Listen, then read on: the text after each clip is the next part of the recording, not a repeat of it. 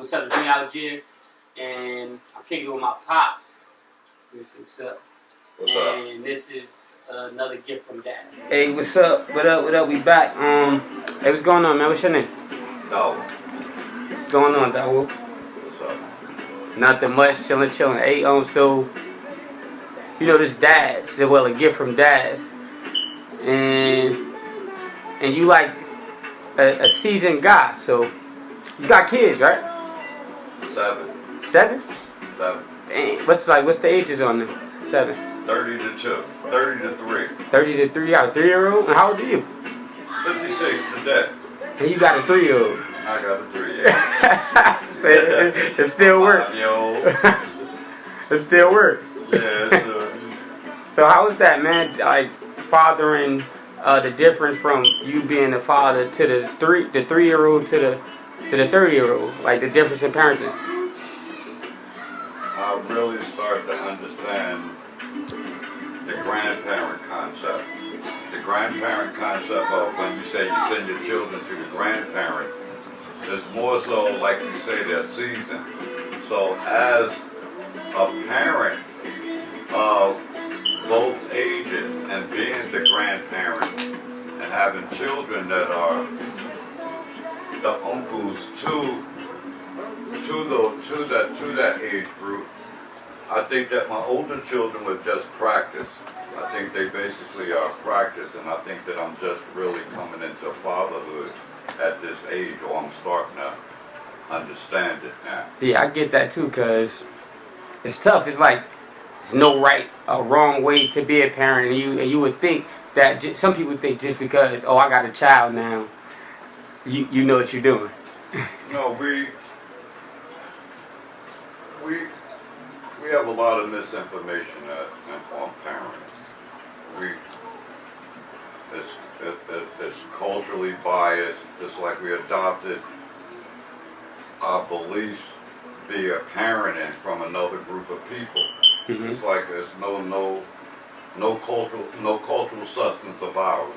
It's like with you making the decision, our decisions are based in their Dr. Spock, their concept of what parenting should be. Okay. And we took a lot of bad traits into our families.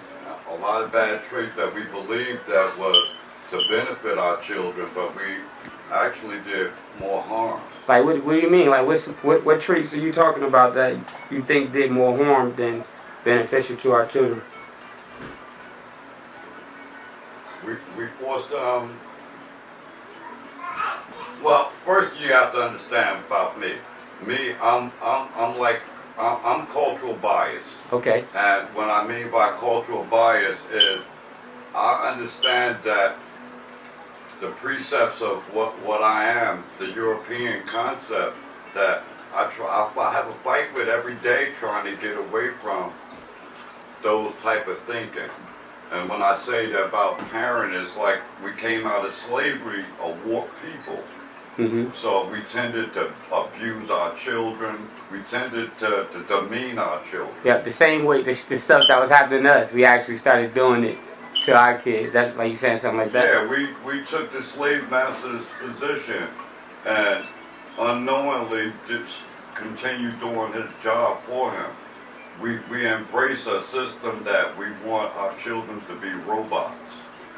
We don't give them the freedom of their growth. We force on them what we want them to be. Mm-hmm. You're a doctor or someone in the family's a doctor, the parent, and you'll force your ideology that you now are going to be a doctor because I'm one. How do you know the child's not artistic? Yeah. How do you know the child don't want to be a scuba diver?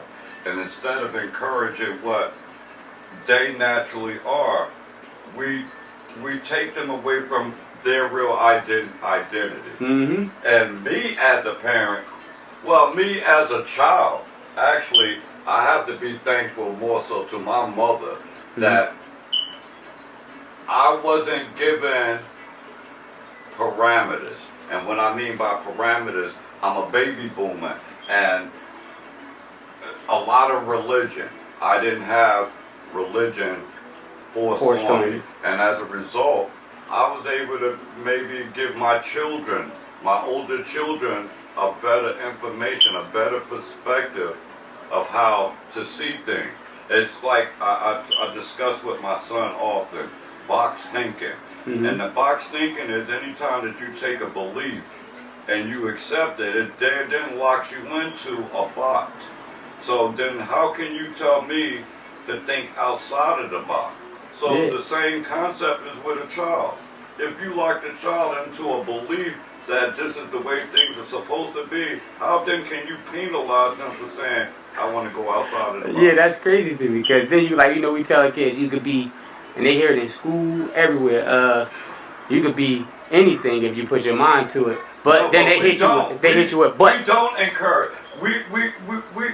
We actually have taken the position of discouraging. Mm-hmm. What they've learned to do is encourage theirs, and we've learned to discourage ours. Okay. They tell theirs that you can be the space scientist, and we tell us, you know, damn well you can't be that. You should go over here. It's almost like that movie with Eddie Kane. Uh-huh. Why you ain't gonna be shit? Because I ain't shit.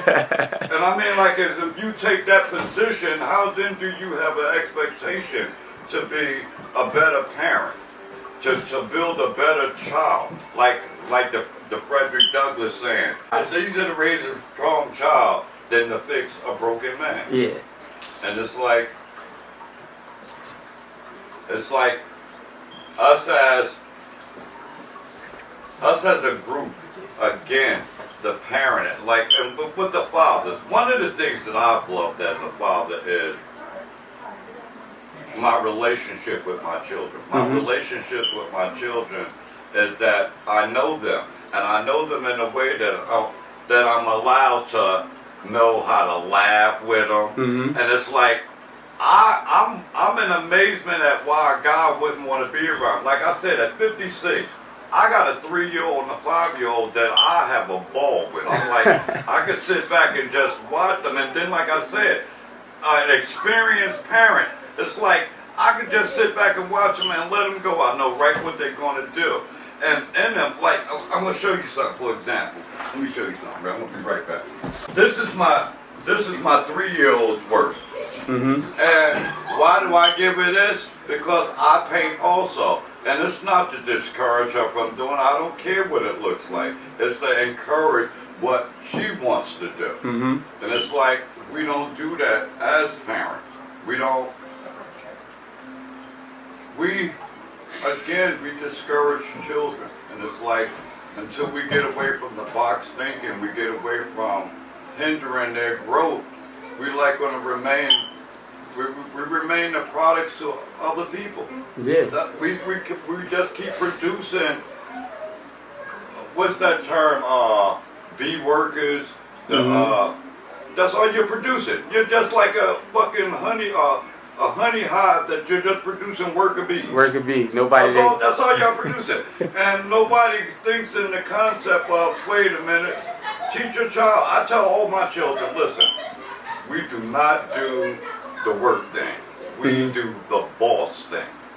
Why do we do the boss thing? Because it doesn't take very much to be a boss. So why not encourage your child to be a boss versus, listen, you can go over there and work and help and get him rich. They put their fear, because as a parent, a lot of parents, they put their fears that they have into their children, not knowing that that's actually detrimental to their child, to stunt their growth.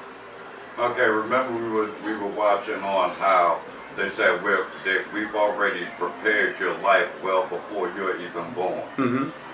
You're never even allowed to be, when you are under the guise that you are who you are, you have never been who you truly are in the first place. If you can understand the concept that your life has already been prepared.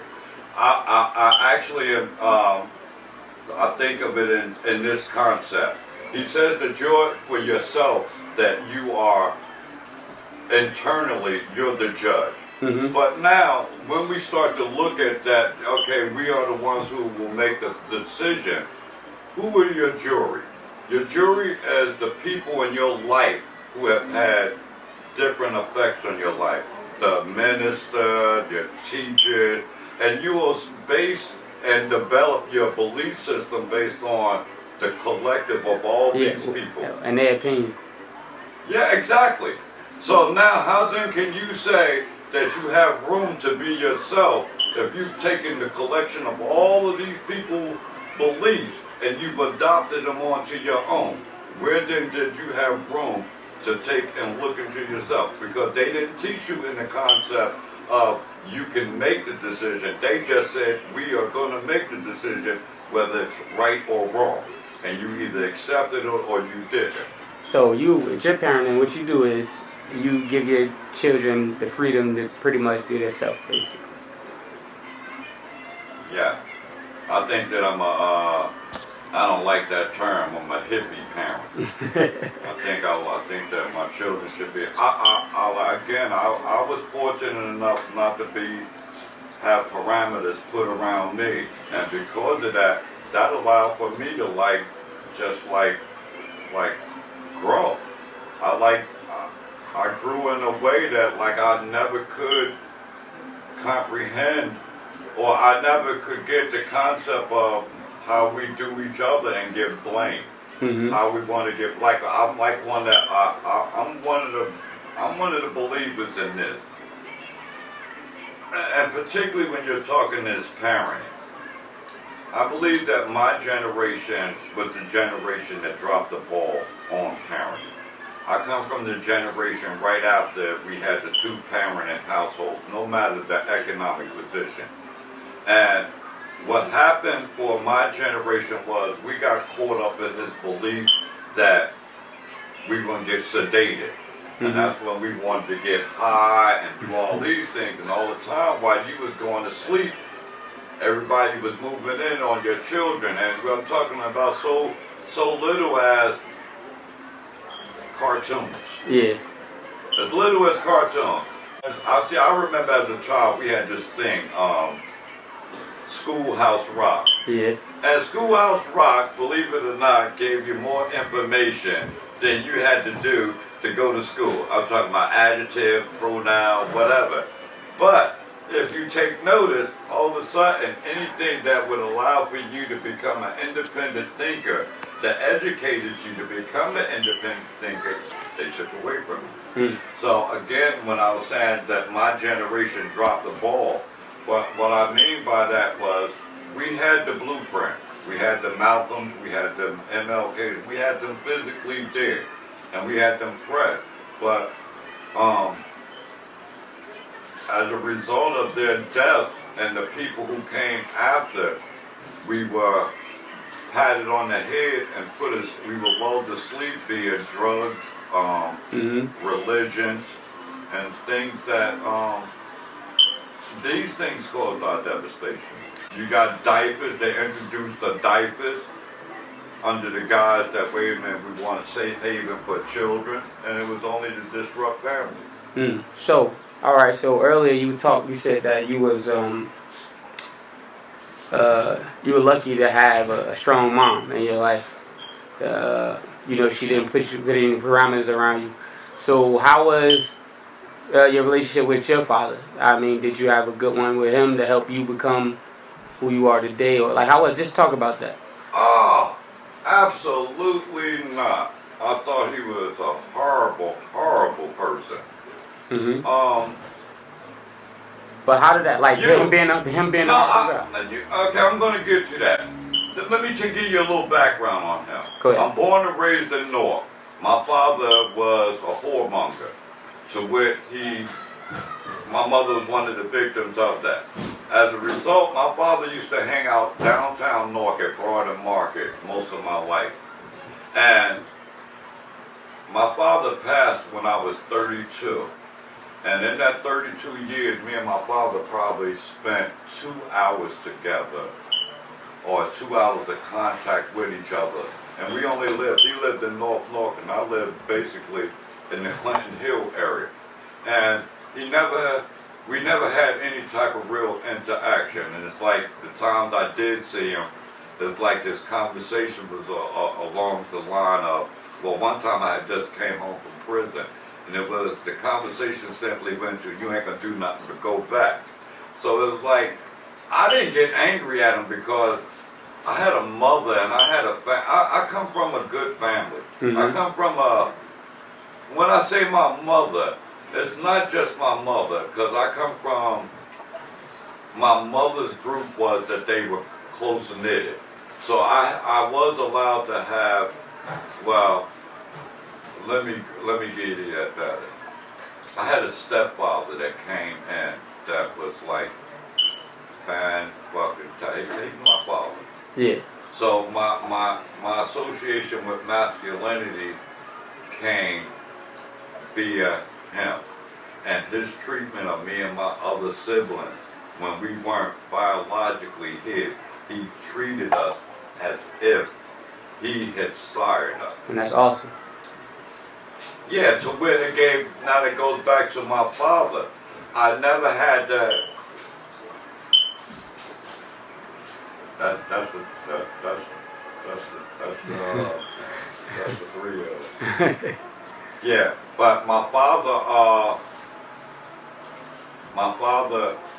was a horrible man in the sense that I even saw him once at a wedding, and my father, when I went to speak to him, he waved me off. And from that point, I was like, it ain't nothing. And I tried to reach out to him, okay, well, Dig, you don't fuck with me, but listen, I got a son. That was you at the time. And I was like, well, Dig, I just want you to get know my son. And he couldn't do that.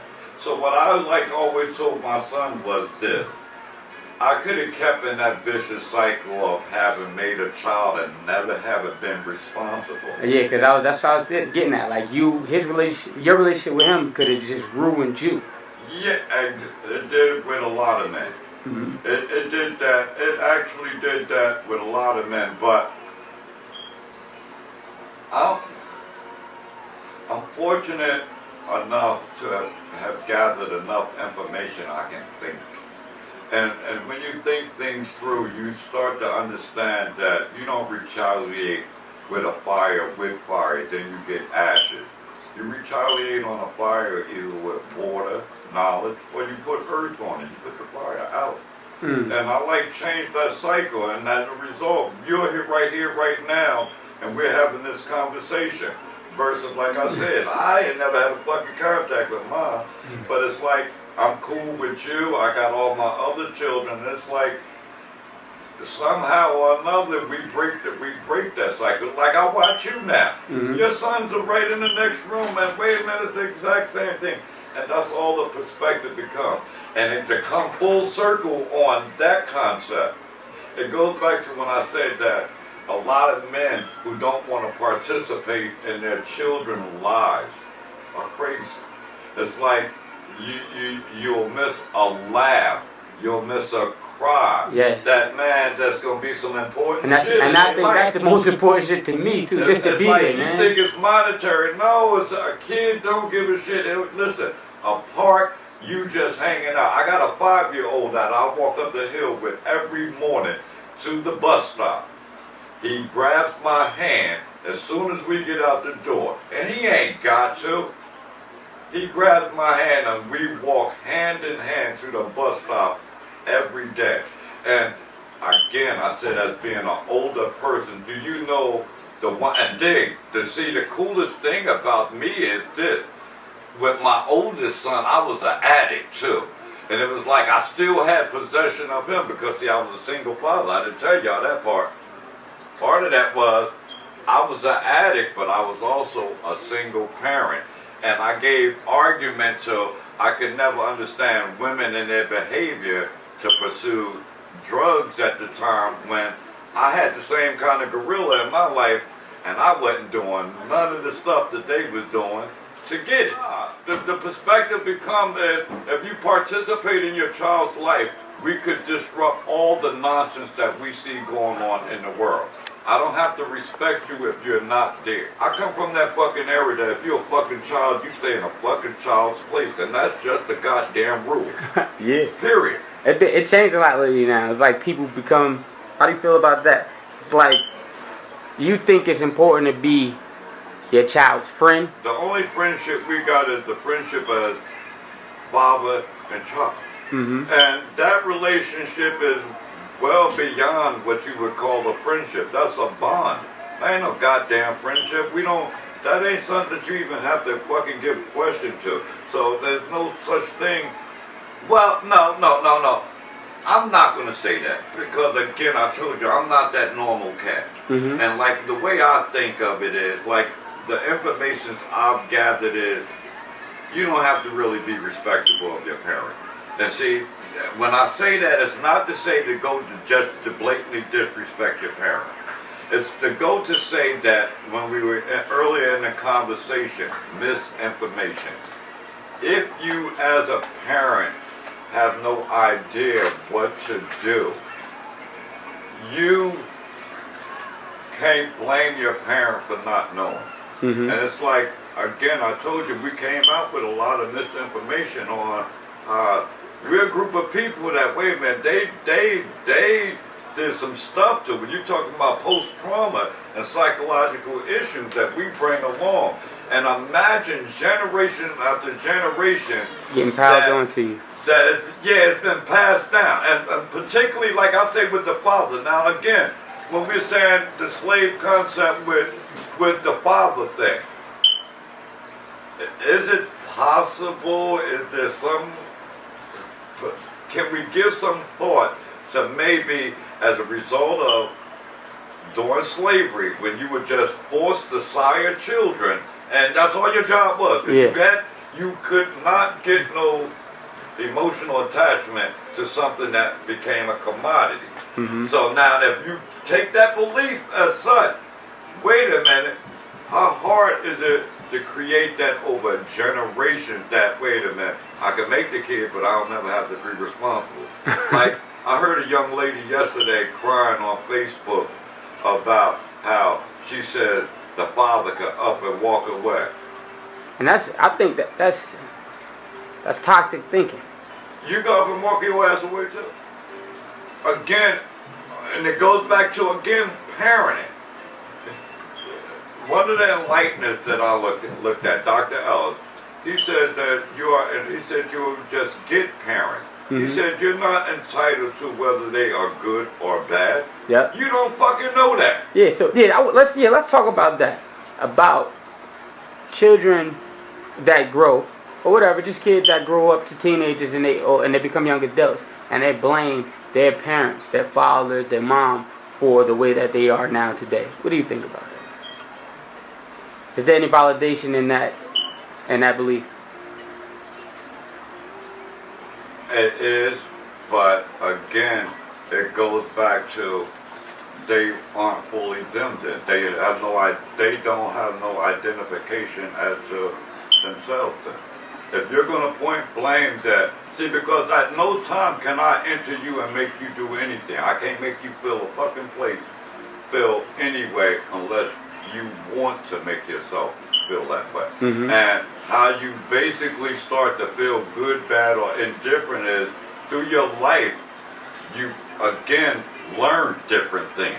You've learned different responses to different situations, and you just simply adopted them. And simply because you already attach circumstances to another situation, you automatically, or your body has autonomy that it automatically responds to. I'm going to be reactive to it versus responsive.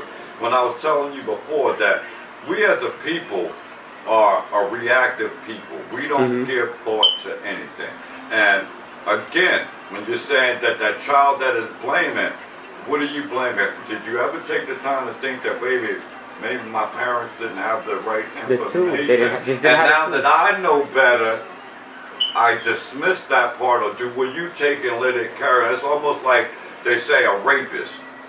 Okay, why you a rapist? Oh, because somebody raped me. Wait a minute, but if you didn't like the goddamn feeling of somebody doing it to you, then how do you justify going out doing it? And it go back to me and you again. I said my father wasn't shit, but I tried to be, as an addict, whatever, I tried to be a father. And as a result, I think that today I can say that I turned out pretty well. My children are actively participating in my life. So again, we break the cycle of that belief that you came through something different. You changed the thinking, and you can change your perspective on how you view things. And because mom and dad said it, don't make it fucking right. Yeah. It don't like, and we like get that misinformation. Oh, my grandfather said it, my mother said it, I don't give a shit. My could have been it. Sometimes the majority means all the fools are on one side. Yeah. What's the most rewarding part about being a father?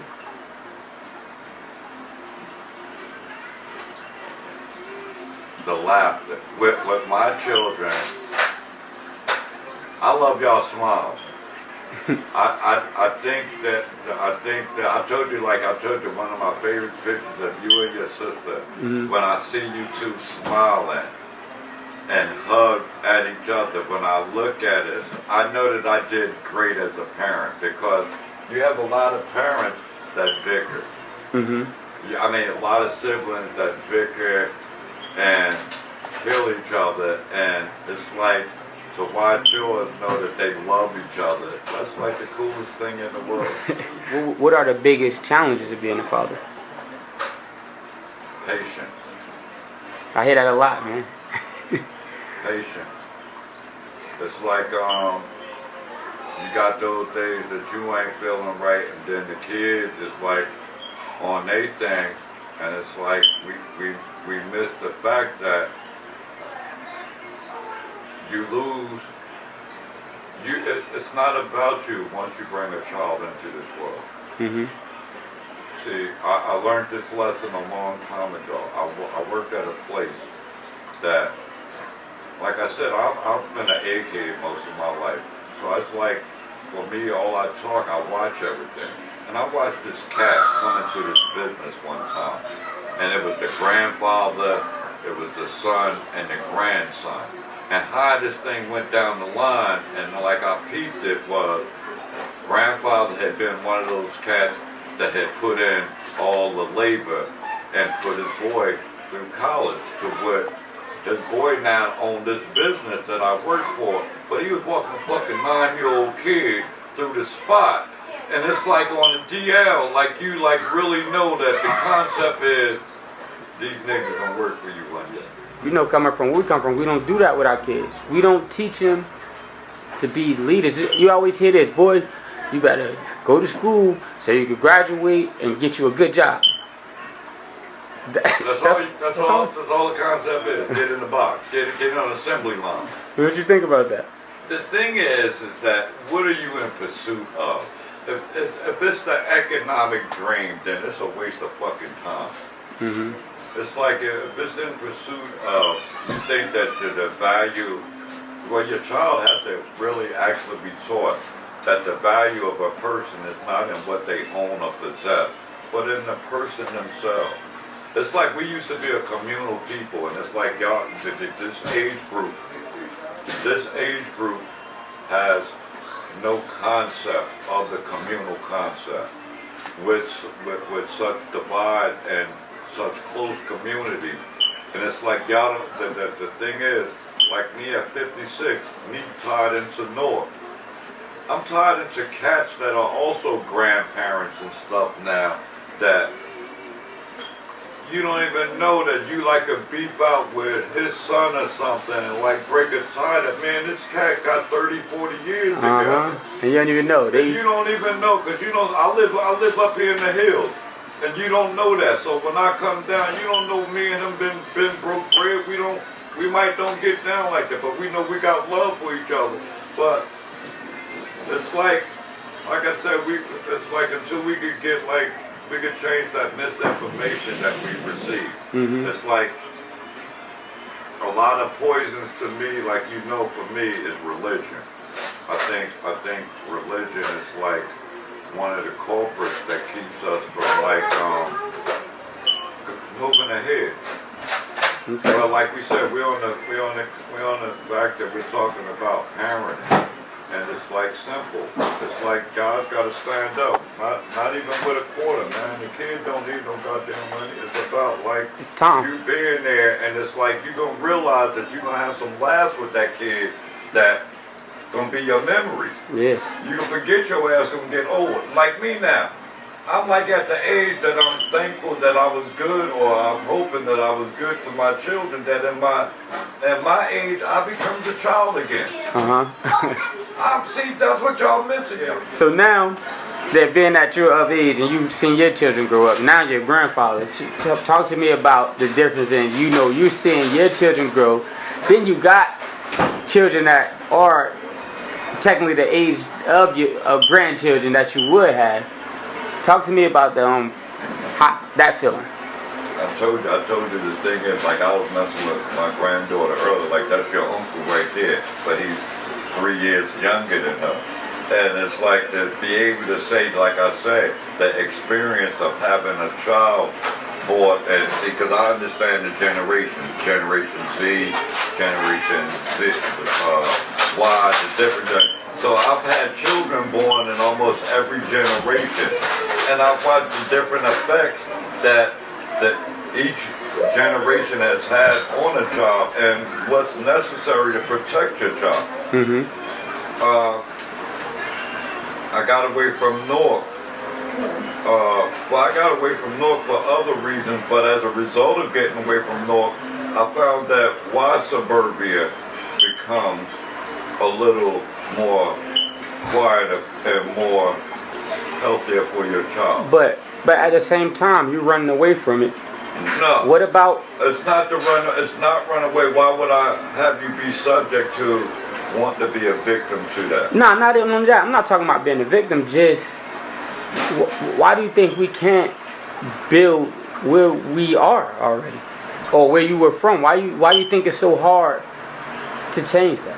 We have stinking thinking. We've adopted stinking thinking. It simply becomes this. We've adopted a reversal of roles in thinking. We've accepted wrong as right and right as wrong. And because of that, what I mean by that is, in us westernizing, we started to believe, again, the value of a person is in what they possess. So now, as soon as I got a couple of dollars for you, I can start doing I can start to do some ugly shit. And instead of me saying, I said the basis of a community is in what we call a communal concept. It ain't about no. Mr. Spock tried to fucking tell them 100 years ago. He said, listen, you sacrifice the few for the fucking many. But the few are sacrificing the many. Once I get the position, I'll feed you all the nonsense about this is the things I'm going to do. Like, I give you an example. When you got all the young men of North, now I come from that, I've been in North since 1962. Okay. And I remember as a child, we had 3 to 4 vocational schools in North. And I watched them disappear. Now, if you took these vocations or the educational piece towards the vocation out of these communities and these young men aren't trained in it, and the only thing now that's provided for them is substance and guns, then what else are they going to learn? Of course they're going to learn what an AK is, how many rounds it takes, and all this. But had you kept the vocations available now on the rebuilding of North, how many of those fathers could you have, fathers and mothers, participate in the rebuilding of a city that they claim to be responsible for destroying? And a man will take more pride in something that he's participated in versus what he didn't do. And I always say that. I say that, man. Look, you let the community be a part of the project. You could ride down the street with your son, daughter, your mother, your aunt, whoever, and you will point and say, look, I did that. So you won't allow people to be out there and mess up. You're going to take pride in it. There's like so many things that we could focus on. Like my thing is a suggestion that the different synagogues come up with, and the different communities come up with a community fund. That, okay, if y'all take tithes or y'all take donations, why don't you have a universal fund put up that maybe, every 6 months one of the Sundays, what y'all take in, y'all put in a universal fund for the community to have access. When the old lady who's fallen behind in a bill that's attended for 30 years falls behind, you can pay she it. should be allowed to, without question, just go say, listen, here go the tab. Not that you give her the money, listen, here go the tab, and put it on the desk, it should be taken care of. Yeah, it's like, it's worse than insurance companies. You know, you pay insurance every month, right? Yeah. Then you go crash your car, they lose their fucking mind, they go pay for it, but you done paid them $20,000 and the repair probably is only $500. And that goes to your point of that. I've been going to this church 30 years. And I need a little help right now. You're going to tell me, oh, go pray on it? Exactly, like when we get in that context of the thinking, us having adopted belief systems that actually only serve to persecute us, it's like, there's no way for you to grow. There's no way for you. When you have people who are telling you that based on where you were born, that you just fit a certain position of life and you can't go beyond that.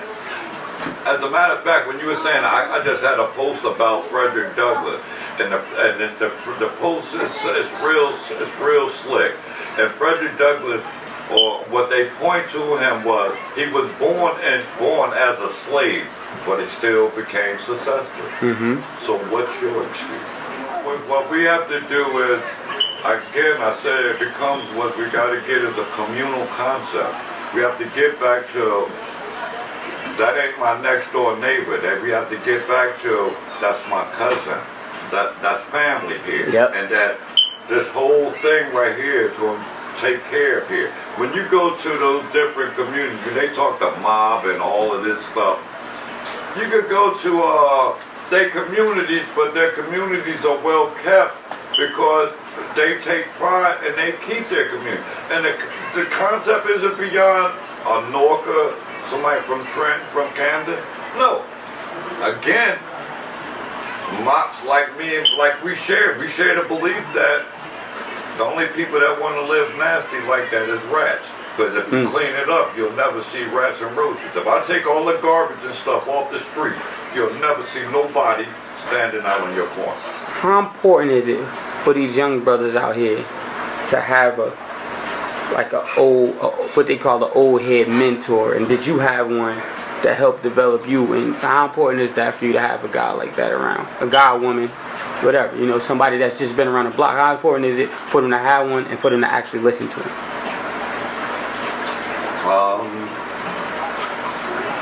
Very important. I remember they had a program in Newark. I found it offensive. It was called 10,000 Mentors. And what the program was they were supposedly had all these people that come out the mountains and were supposed to be examples to our young men. And it gave rise to the fact that it said that we as a group had nothing to give as an example, or we don't have the intellectual capacity to understand the realms of what's going on. But then you run into like a cat like me, and when you say, how do I know that we serve to be great examples? If you in the hood, you know who Uncle Dawood is. And everybody know me, and the coolest thing is I get love. I'm not no old cat that's known on some nonsense. And dig, the coolest fucking thing about like who I am is every young cat that you will run into is gonna tell you, if you got a conversation with me, it ain't gonna be about you doing no bullshit. It's gonna be about, listen, dude, why you ain't trying to make a move to get a business? Why you ain't trying to make a move to get an education? Now, I'm talking about just planting this little simple seed. It ain't to say that you got to stay there to water the seed, to nurture the seed. No. The seeds grow in the perspective that they need to grow. I can plant two seeds at the same time, and walk off. They can grow at different intervals. All my job is to toss it out there. Now, when he decides to pull it off the shelf and put it in some soil and go to nurture it, again, go back to another saying. A man's mind is likened unto a garden, will produce whether you cultivate it or not. And that's just like these young men. Unfortunately for them, they're like our fields in North where no one's taking the time to nurture the field. They've thrown all kinds of garbage in there. They've let all kinds of weeds grow. And nobody taught this child that that's a weed. You need to throw that out. Nobody told them that can right there that really ain't gonna do nothing but rust you up and poison that part of you. Nobody gives a child because they that gave up. input. It's like people gave up on these kids, man. No, well, I told you again, my generation was a sedated generation. And even now at 56, unfortunately, there's a lot in my age group still out there. It's like after like 40 years, still out there trying to do this thing, and it's like led them to doom. And it's like, well, we basically are suicidal in that. I like understand now. So that's our way of trying to commit suicide. Instead of us like, you know how Joe Clark said, go up on the roof, shoot yourself. No, we want to give blame to others, where we should take responsibility for our own conduct and our actions. All right, so I mean, you talked about this earlier. What do you think you should? The things you think you should have in place, like a fund, community fund. So, far as you know, I just want some words of advice for some up and coming young men growing up, fathers to be, whatever. It doesn't even matter, man. Just some words of encouragement or some programs you think that we can put in place to help these guys grow and get out of the mind state that they are in. Okay, I want to address a couple of things with that. The first thing being that most of the time, we give claim that the reason that we have issues with having interactions with our children is normally the baby mother and her behavior. Again, I said it's not about her. It's not about you. It's about what part you play in the child's life and your participation. Don't worry about what she's trying to do.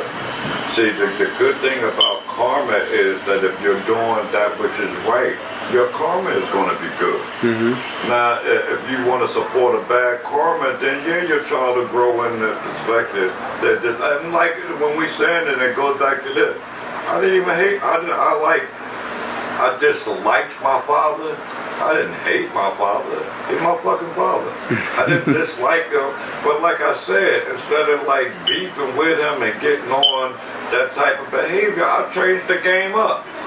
So it's like, for us as men, you have to take responsibility for when you bring this child into existence, that you have to play a part in your child's life. You can't be a person to whom you want to be, and particularly that guy that wants to holler, oh, don't have that motherfucker around my baby.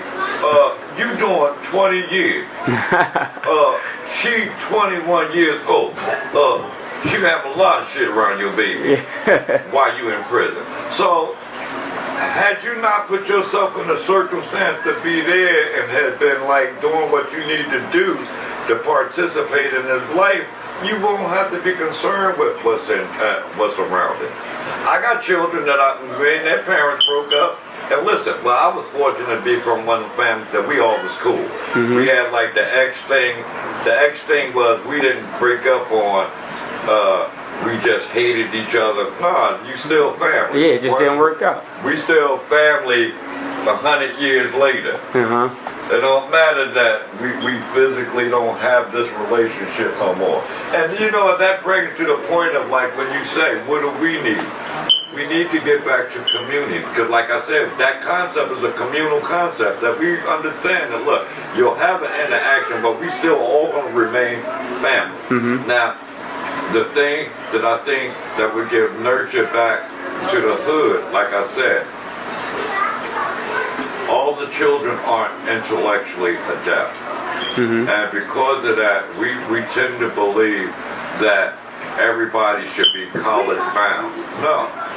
I know a lot of programs that exist or vocational skills that don't take nothing but a matter of doing it a couple of times. Yeah, man, because that's how it is. Everybody not go to school no non-fucking month. Listen, all I gotta do is go over here and show you how to do this two, 3 times. You'll have it fucking down pat. You'll develop your.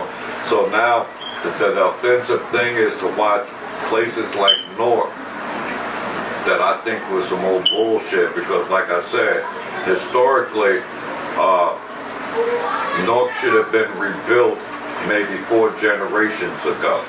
And as it stands, you're just rebuilding a major metropolis, and almost 5 generations later, and then not to have the men prepared to be participating in the rebuilding of that city is offensive.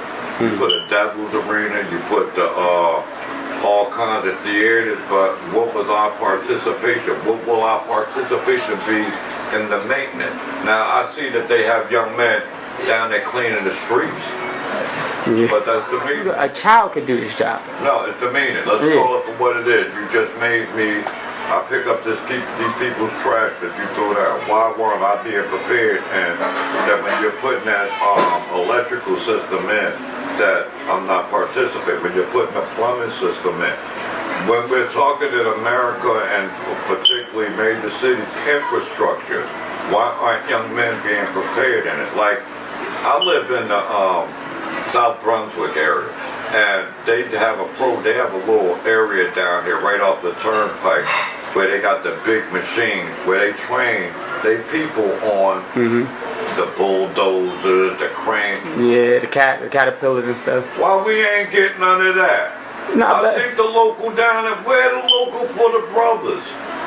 And it's not like to keep it racial, but it is what it is. It's like I know shit that exists that we can have in Greenfields. Why aren't they participating in going to industrial sites, redoing them? Why aren't we going to dredge rivers? Because we got a dirty water system. Why aren't we participating again and rebuilding the sewage systems, the street?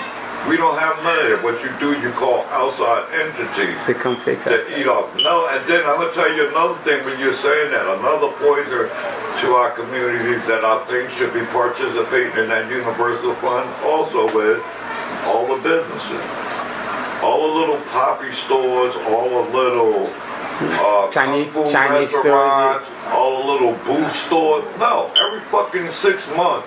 You motherfuckers gotta donate something to the kitty for whatever particular area you at. Summer camps.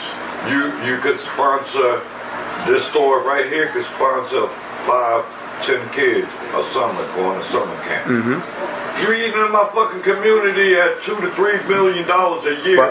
But it's crazy.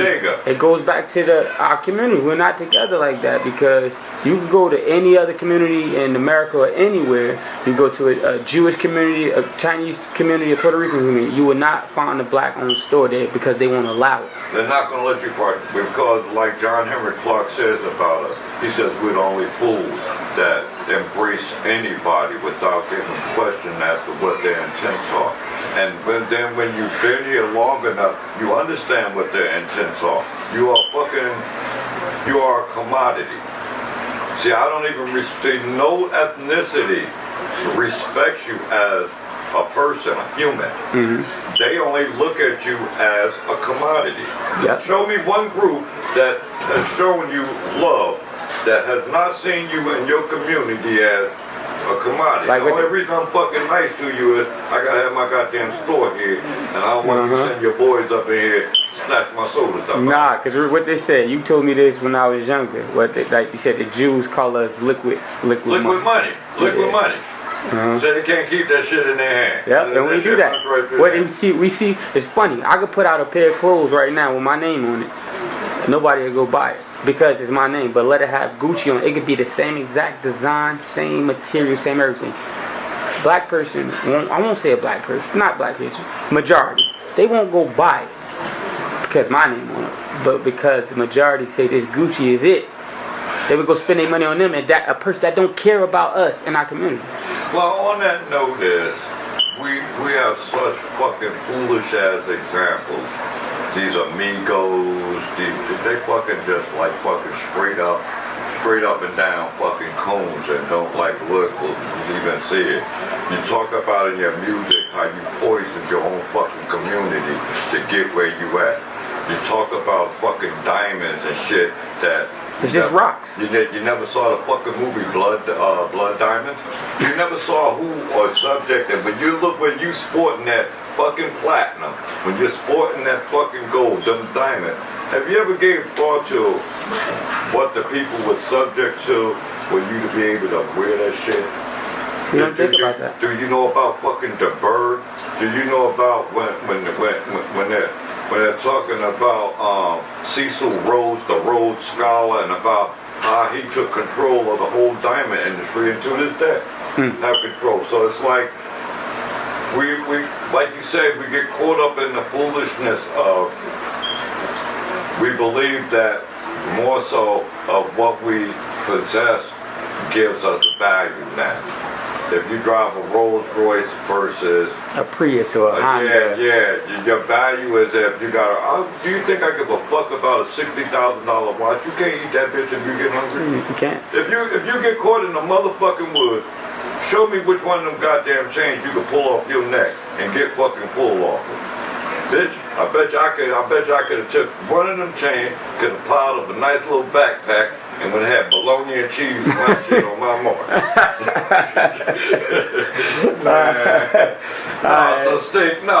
So it's like, the bottom line becomes is that we're doomed. We're like when that book says in Exodus, you have to wait for the old to die off. See, the bad thing is we're seeded in. We've developed such a bad behavior that it's jumped into a generation that when you're saying even parenting, you have children that are goons, parenting other goons. Now when you have such blatant ignorance on top of another ignorance, man, that's like disaster. It's like that's a chaos. Like when you talk that, when I'm using that word, that's one of my words, chaos. Because I try to look at chaos and understand, is there a law to chaos? Yeah. There's even rules to fucking chaos. And why do you have to create chaos? Because the only way that you can create order is you have to have this chaos. And it's like, in our community, unfortunately, our chaos is a cash cow for them. We don't realize that we could, and like to go ahead and get ready to finish this up. Look, we could diminish all the nonsense that we see going on. And it's like, I wanted to start using this feature because I want y'all to be aware of this. I'm going to be telling y'all a lot this one, that KISS. Keep it simple, stupid. I like that. And it's like, to keep it simple, all we have to do in our community is start policing our home. When you police your home, you can police the community. We got to get away from condoning that stinking ass thinking. We really got to, like again I told you, that reversal of thinking has poisoned us so much that we just adopted stinking thinking as a norm.